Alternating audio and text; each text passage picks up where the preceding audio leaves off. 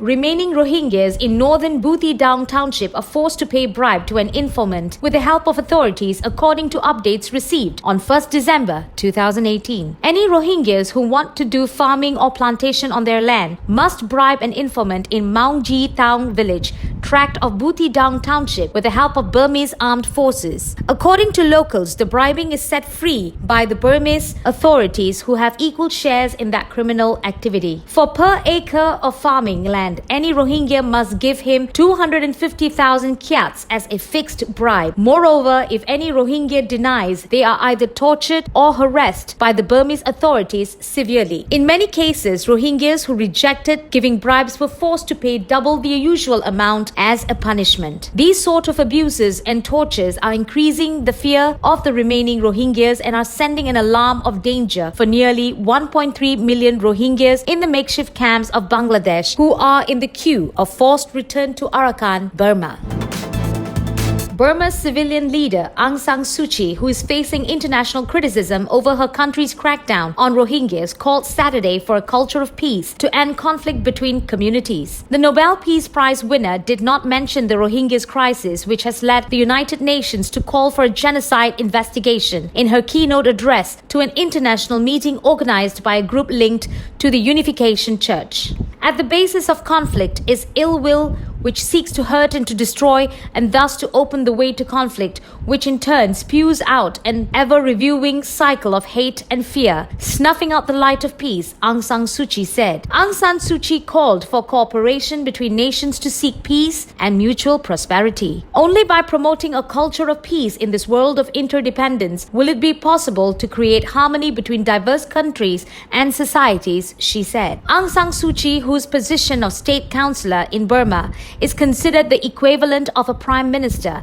has faced a wave of condemnation since Burma launched its military crackdown on the Rohingyas in August 2017. More than 800,000 have fled Burma's Arakan state to camps in neighboring Bangladesh.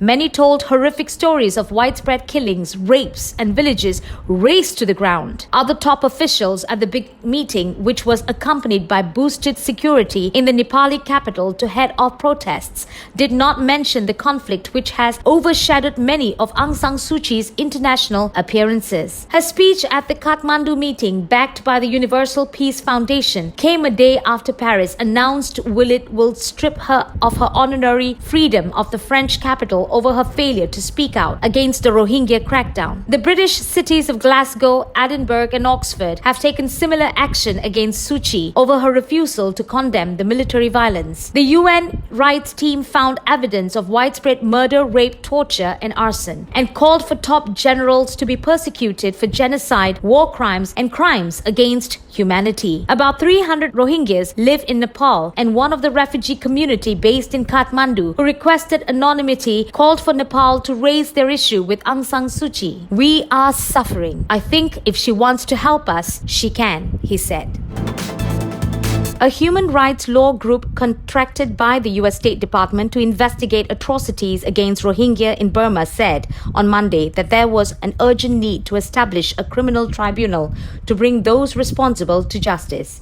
A report released on Monday by the Washington-based Public International Law and Policy Group PILPG, based on more than 1,000 interviews with Rohingya refugees who fled to Bangladesh, said that there were reasonable grounds to believe the Burmese military committed crimes against humanity, genocide and war crimes against the minority group. The international community is obliged to protect populations subjected to atrocity crimes by their own government and ensure justice and accountability for such crimes, the report said. It called for a politically viable choice to be made and the urgent establishment of an accountability mechanism or an immediate reference of the situation to the ICC, International Criminal Court. A report by the United Nations investigators in August found that Burma's military carried out mass killings and gang rapes of Rohingyas with genocidal intent, and the commander-in-chief and 5 generals should be prosecuted under international law. That report called for the UN Security Council to impose an arms embargo, targeted sanctions, and for the suspects to be tried by an ad hoc tribunal or referred to the ICC. However, diplomats say veto powers China and Russia are likely to protect Myanmar from UN action. The PILPG series interviews with the refugees formed the basis of a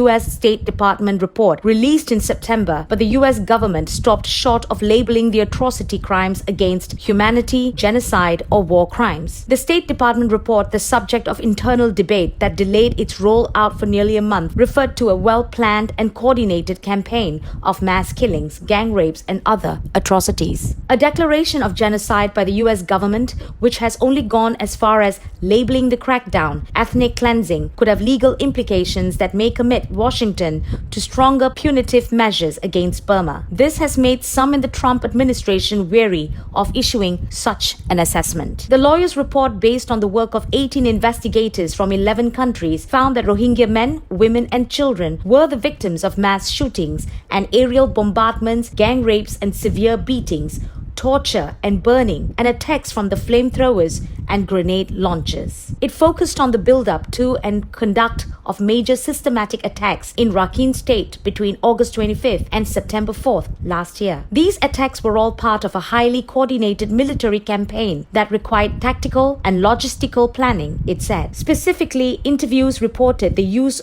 of aircraft, artillery, and the transport of thousands of soldiers to remote villages. Furthermore, Burmese armed forces executed this campaign in multiple places across northern Arakan state within a matter of hours or days. Critically, the report found that even as the Rohingyas fled their villages for Bangladesh, they were fired on by military helicopters while the Myanmar Navy sought to sink overcrowded ferries, showing that the campaign went beyond the aim of merely driving the people out to one of eradication. The scale and severity of the attacks and abuses suggests that, in the minds of the perpetrators, the goal was not just to expel, but also to exterminate the Rohingyas, the report said. The military in Burma, where Buddhism is the main religion, has denied accusations of ethnic cleansing, says its actions were part of a fight against terrorism.